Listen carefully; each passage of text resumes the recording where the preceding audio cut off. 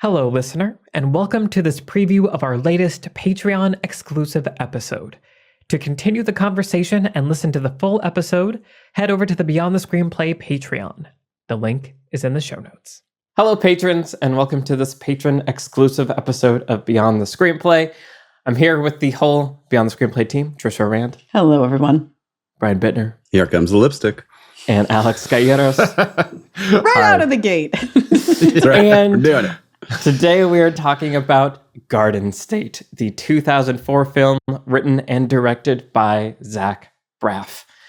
At long last, we're here talking about this masterpiece.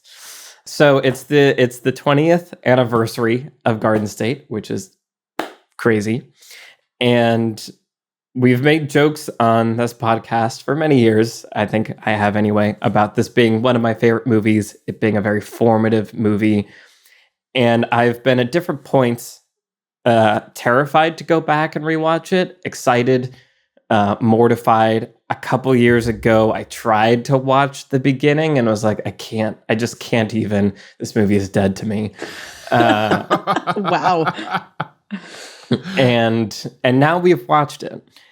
And so, again, in context, for me, this was probably my favorite movie, second only to like Star Wars for a decent chunk of time. Like when it came out, I was 17, 18, like it came out the summer between high school and college, right in the prime. I feel all the things, but now I'm becoming an adult and it's not okay to feel things. And so I guess I'm numb and all my friends are moving away, and what is life and what is adulthood and where am I going? And then one of my favorite TV stars from one of my favorite shows, Scrubs, Zach Braff, is like, I'm going to make an indie film and it's going to come out and it's going to speak to all these things and it's going to have a kick-ass soundtrack and the trailer is going to change your life the way Natalie Portman says it, like, you know, the Shins will. And it was just like, it was everything for me for a pretty long time there in college. There's a lot of history with this movie. Watching it this time, I was pleasantly surprised with how much still worked for me in like a different way. But what I was afraid of was like unbearable cringy 2004-ness from start to finish. And it has that. But I feel like there are also, I was able to identify things that do work in its construction and in its screenplay and in some of its filmmaking that I think are the reasons why it resonated and still resonates for me a little bit. I think there are some big structural problems. I think especially the closer it gets to the end, the more it kind of flies off the tracks. So I'm excited to talk about all of that, of just like what this movie meant to you guys if you saw it then, what it means now, what the writing, you know, the more technical screenwriting things are, but also just like what this movie represented as an indie movie in a way that we don't have indie movies anymore. Like when this came out, it was before YouTube, it was before we were sort of surrounded by content. The idea of an indie movie was like new and unique, at least especially to me, but also just the number of things you could see was smaller. The number of voices you were exposed to was smaller. And so anything that was different, I feel like was amplified and made more of an impact. So I'm also excited and curious to talk about that phenomenon and how that's evolved over time. Anyway, so that's me and Garden State as a starting point. Trisha, tell me about Garden State. Sure. So we're the same age. So it came out at the same time for me in my life as it did for you in yours. And I did see it in theaters. I remember I saw it with like my college friends because I was at school when it came out, and we like went to the theater that's like across the street from the school that I went to, and like saw it with a bunch of like college friends. And yeah, it was something that I watched a lot and really liked. And like I wanted to kind of show it to a lot of people because I thought it was really interesting. The tone that it strikes, which I want to talk about more. So yeah, I would say I definitely had the DVD and watched this movie a bunch of times back then. And watching it this time around, I think I feel the same way that you do, Michael, which is like the subject matter and the overall approach to the story are pretty millennial cringy to me now, because it's so like, generationally speaking, the ennui of the film is just like pitch perfect, like millennial essence. And I think there's one of the most fun things about millennials, which is all of us, is that we're embarrassed pretty much all the time about being who we are, because we've been so shamed as like for all the things that define our generation, and this is we deserve it. But I was like you, looking at the scenes objectively with my analytical hat on as much as I could, and I was like, yeah, this is doing expository work, this is doing thematic work, it's doing character work all at the same time, and it's entertaining, it's funny, like, scene to scene. I think overall it works pretty well. I agree with you that it's got some pretty big structural bumps, but like, this movie was well received when it came out by critics. Critics did really tend to like it because it is smart. It's smartly written and directed and acted, and like, it's a good movie. I don't know what to tell you. So here we are. Let's talk about Garden State. Awesome. Okay. Alex, what about you? Well, Michael, we bonded in college about a lot of things, and I think Garden State was one of them, because I'm a year younger than Michael and Trisha, so I was between junior and senior year of high school.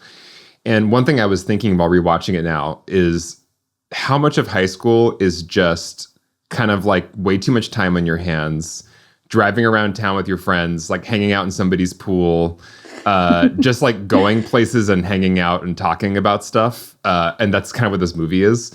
And so there was something I think was just so relatable at that moment in my life. It was between junior and senior year where I was coming out of my shell kind of and finding my friends and, literally coming out.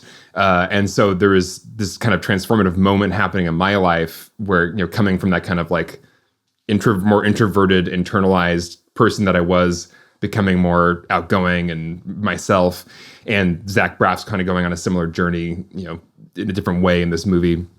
So yeah, I completely connected with it. The teaser trailer with the Frou Frou song, Let Go, I watched like 1 billion times. 1 billion times. It's like this magical, just like perfect little package of editing that probably is part of why I'm obsessed with the trailers. It had the same kind of like insane impact, like oversized impact for what it is on me at that moment in my life. I too have not desired so much to watch it again because, and I did have this feeling at times during the movie, watching it now, it's kind of like going back and watching an early movie of my own, where it's just like, I was so proud of this shot because it's such a perfectly symmetrical shot. Oh my God. But like, what's it doing for the story? Like, why is it here? Does this scene like deserve this shot even? And so like the rubric by which I would judge my work now was different than back then when I was just so impressed with myself for the perfectly symmetrical shot and the visual gag or whatever. So cool, so amazing, so hot. And I can feel Zach Braff feeling that a little bit when he's making this movie.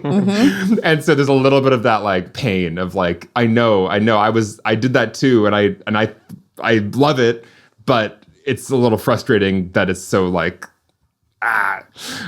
so yeah, I had some of those feelings watching it of like the almost secondhand, I identify with you cringe feelings.